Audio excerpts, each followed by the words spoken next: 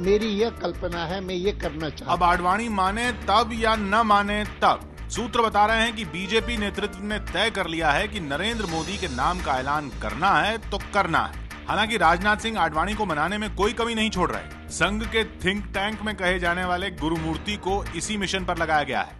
राजनाथ सिंह चाहते हैं कि नरेंद्र मोदी के नाम का ऐलान खुद लालकृष्ण आडवाणी करें। इसके लिए राजनाथ सिंह ने संघ समेत अपने सभी पत्ते खोल रखे हैं।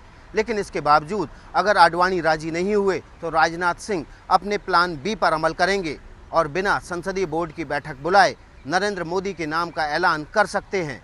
मिशन मोदी को लेकर बतौर राजनाथ के दूत गुरुमूर्ति ने करीब घंटे भर तक आडवाणी से चर्चा की। दोपहर को जिस वक्त ये दोनों यहाँ मिल रहे थे, उस वक्त राजनाथ सिंह के घर पर खास लोगों की बैठक हो रही थी। अनंत कुमार, रामलाल और थावरचंद गहलोत के साथ राजनाथ ने चर्चा की और इसके बाद सुषमा को मनाने के लिए अनंत कुमार को भेजा गया।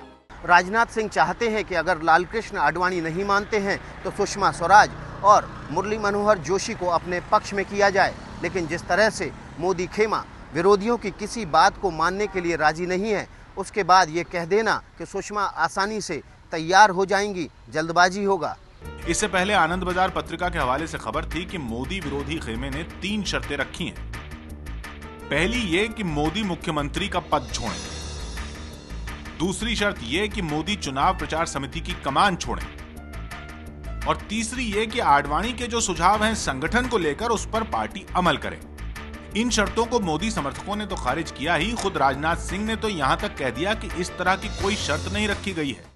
आपको निश्चित रूप से जानकारी दी जाएगी, अपने मीडिया के मित्रों को अंधेरे में नहीं रखें। यानी अभी आडवाणी जी नहीं मान रहे, ऐसी भी खबरें चल रही हैं। लगातार आडवाणी जी नाराज हैं, सुषमा जी भी तमाम कमेंटें कर रही हैं। मैं इसे क्लैरिफाई कर देना चाहता हूं कि भारतीय जनता पार्टी में न कोई नाराज है, न किसी की कोई शर्त है।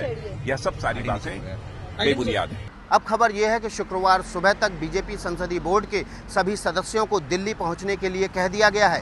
शुक्रवार शाम 4 बजे के आसपास बीजेपी संसदीय बोर्ड की बैठक होगी।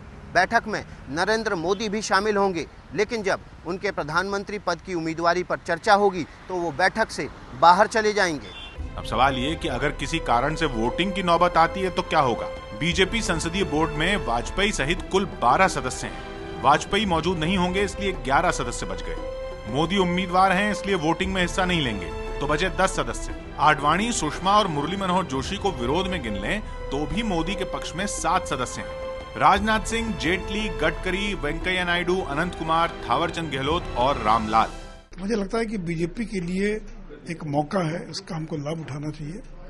और इसीलिए जो पब्लिक का मूड, जो मूड ऑफ द नेशन जिसको कहते हैं, तो उसको समझने में कहीं न कहीं कोई चूक हो रही है। पार्टी में ही जिसकी पूरी स्वीकृति नहीं है, ऐसा नेता देश का प्रधानमंत्री कैसे बनेगा। अब सवाल यह है कि अगर आडवाणी के विरोध के बाद नरेंद्र मोदी की उम्मीदवारी का ऐलान हो जाता है तो आडवाणी क्या करेंगे।